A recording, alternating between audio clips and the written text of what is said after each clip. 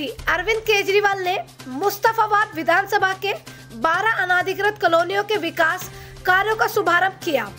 इस मौके पर स्वास्थ्य व बीडब्ल्यूडी मिनिस्टर सत्येंद्र जैन और उत्तर पूर्वी दिल्ली लोकसभा प्रभारी दिलीप पांडे की उपस्थिति में मुख्यमंत्री अरविंद केजरीवाल द्वारा मुस्तफाबाद विधानसभा की 12 अनाधिकृत कॉलोनियों के विकास कार्यों का शुभारंभ किया गया।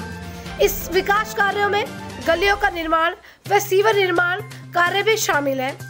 इस दौरान अरविंद केजरीवाल ने इलाके के लोगों को बधाई देते हुए कहा कि दिल्ली की जनता ने आम आदमी पार्टी को 70 में से 67 सीटें दी हैं, लेकिन मुस्तफाबाद रह गई। फिर भी हम मुस्तफाबाद को विकास कार्य से वंचित नहीं रहने देंगे। मुस्तफाबाद के अंदर पिछले 15 साल में कांग्रेस पार्टी ने और पिछले 4.5 साल में भारतीय जनता पार्टी के विधायक ने कोई काम नहीं किया, जबकि भाई अरविंद केजरीवाल जी ने मुस्तफाबाद के आवाम को गले लगाते हुए अपनी जिम्मेदारियों को समझते हुए पिछले 3.5 साल में ही 12 कॉलोनियों की लगभग 222 गलियों के काम का शुभारंभ आज किया है और जिसके होने से लगभग 3 लाख की आबादी को फायदा पहुंचने वाला है। और इस काम की शुरुआत से दिल्ली की सरकार की नीयत समझ में आती है। यह समझ में आता है कि दिल्ली की सरकार इलाके के विकास के लिए कितनी गंभीर है, कितने सीरियसली इलाके के आवाम के लिए सोचती है। अब जरूरत इस बात की है कि जहां 2015 में चुनी गई सरकार पूरी ताकत से, पूरी मुस्तैदी से आवाम की सेवा करने में लगी हुई है, 2014 के माननीय सांसद कहां हैं? 2014 में दिल्ली की जनता ने जो सियासी फैसला लिया, आज तक उस निर्णय पे दिल्ली की आवाम, दिल्ली की जनता पछता रही है। 2014 में किए गए उस गुनाह अजीम को दुरुस्त करने का मौका भाई अरविंद जी ने बताया कि 2019 का चुनाव है। 2019 के चुनाव में जरूरत इस बात की है कि हम सभी लोग एकजुट होकर भारतीय जनता पार्टी के साथ सांसदों को उनके अहंकार का जवाब दें और देश के लिए खतरा बन चुके अमित शाह और नरेंद्र मोदी को बाहर का रास्ता दिखाएं। लेकिन भाई अरविंद केजरीवाल जी ने बताया कि इसके लिए जरूरत इस बात की है कि हम सारे एकजुट हो जाएं। अगर भारतीय जनता पार्टी को रोकना है तो कांग्रेस पार्टी में यह दमखम नहीं है कि दिल्ली के अंदर वो भाजपा को रोक सके। जैसे तमिलनाडु है, केरला है, उड़ीसा है, पश्चिम बंगाल है, इन राज्यों के अंदर यहाँ की क्षेत्रीय पार्टियां भारतीय जनता पार्टी को रोकती हैं। उत्तर प्रदेश की बात करिए, वहाँ एसपी बीएसपी का गठबंधन भाजपा को रोकेगा। ठीक उसी प्रकार से दिल्ली के अंदर भाई अरविंद केजरीवाल और आम आदमी पार्टी ही रोक सकती है भारतीय जनता पार्टी को।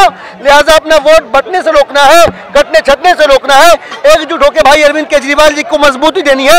हमने एक बार 67 MLA दिए, हम इनको 7 MP भी देंगे। यकीनन दिल्ली वालों का, दिल्ली की जनता का फायदा होगा।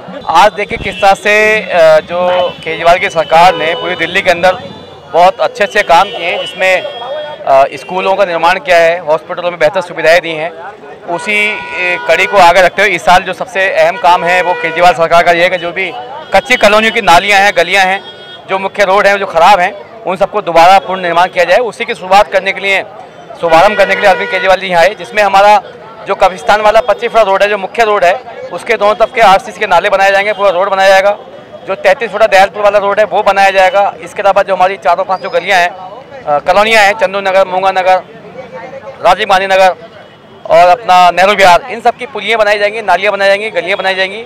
और भी इस वार्ड के अलावा भी जो दूसरा वार्ड है वहाँ भी जियाउद्दीनपुर, बृहस्पति, शिव विहार, ईस्ट करावा नगर, बहुत सारी जगहों पे जो है काम होना है। इसमें मुख्य जो बजट है, जो सबसे ज़्यादा काम होना है, वो हमारे वार्ड नेहरू विहार में होना है, जो मैंने आपको बताया है।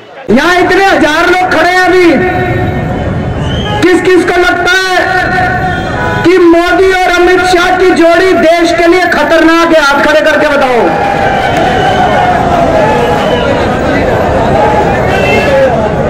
दोस्तों,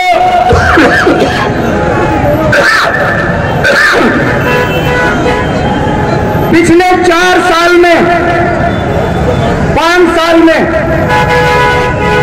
मोदी और अमित शाह की जोड़ी ने जितना बेड़ा गर्क किया इस देश का, 70 साल में भी किसी ने नहीं किया आज तक। मुझे लगता है अगर 2019 में इनकी जोड़ी जीत गई, मोदी और अमित शाह की, ये देश नहीं बचेगा, जमहूरियत नहीं बचेगी, जनतंत्र नहीं बचेगा। ये चुनाव बंद कर देंगे, संविधान बदल देंगे ये लोग। 1931 में हिटलर आया था जर्मनी में, हिटलर ने आते ही संविधान बदल दिया था जर्मनी का।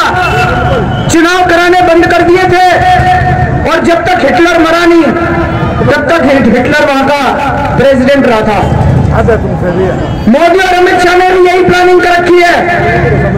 अगर 2019 में ये दोबारा आ गए, भाई साहब ये देश नहीं छोड़ने वाले।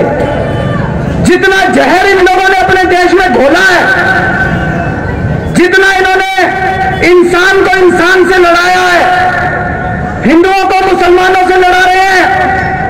हरियाणा में चले जाओ, जाट को नॉन जाट से लड़ाते हैं। महाराष्ट्र में चले जाओ, वहां पे मराठा को नॉन मराठा से लड़ाते हैं। भाई साहब 70 साल पहले जब देश आजाद हुआ था, एक पाकिस्तान बना था, एक हिंदुस्तान बना था। 70 साल से पाकिस्तान कोशिश कर रहा है कि किस तरह से हिंदुस्तान को कमजोर किया जाए। 70 साल से पाकिस्तान कोशिश कर रहा है किस तरह से हिंदुस्तान के अंदर लोगों के बीच में जहर घोला जाए, लोगों के बीच में बंटवारा किया जाए। 70 साल से पाकिस्तान अपनी कोशिशों में नाकाम रहा। जो काम 70 साल पाकिस्तान नहीं कर पाया, 5 साल में मोदी और अमित शाह ने करके दिखा दिया भाई साहब।